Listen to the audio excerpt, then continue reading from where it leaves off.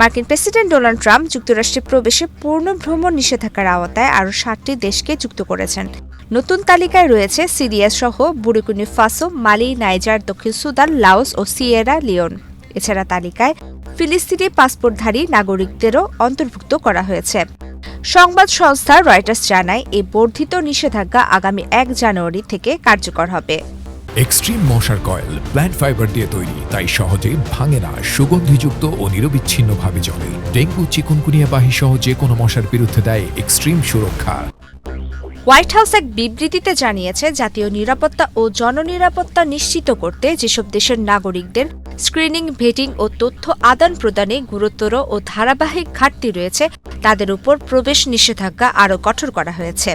আগে আংশিক নিষেধাজ্ঞার আওতায় থাকা লাওস ও সিয়েরা লিওনের ক্ষেত্রেও এখন পূর্ণ নিষেধাজ্ঞা কার্যকর হবে। এর আগে গত জুনে ১২টি দেশের উপর ভ্রমণ নিষেধাজ্ঞা দেয় ট্রাম্প প্রশাসন। দেশগুলো হল Iran, Afghanistan, Myanmar, Chad, Congo প্রজাতন্ত্র, Equatorial Guinea, Eritrea, Haiti, Libya, Somalia, Sudan ও ইয়েমেন।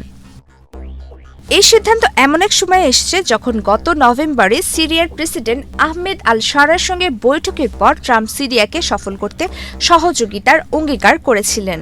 তবে সম্প্রতি সিরিয়ায় আইএসের হামলায় ২ মার্কিন সেনা ও একজন বেসামরিক দোভাষী নিহত হন। এই হামলার কঠোর প্রতিশোধ নেওয়ার হুঁশিয়ারি দেন ট্রাম্প এবং ঘটনাটিকে ভয়াবহ বলে অভিহিত করেন। একই সঙ্গে আংশিক নিষেধাজ্ঞার তালিকায় আরও ১৫টি দেশ যুক্ত করা হয়েছে, যার মধ্যে নাইজেরিয়াও রয়েছে। গত নভেম্বরে ট্রাম্প নাইজেরিয়ায় খ্রিস্টানদের সঙ্গে আচরণ নিয়ে উদ্বেগ জানিয়ে সামরিক পদক্ষেপের হুমকি দিয়েছিলেন।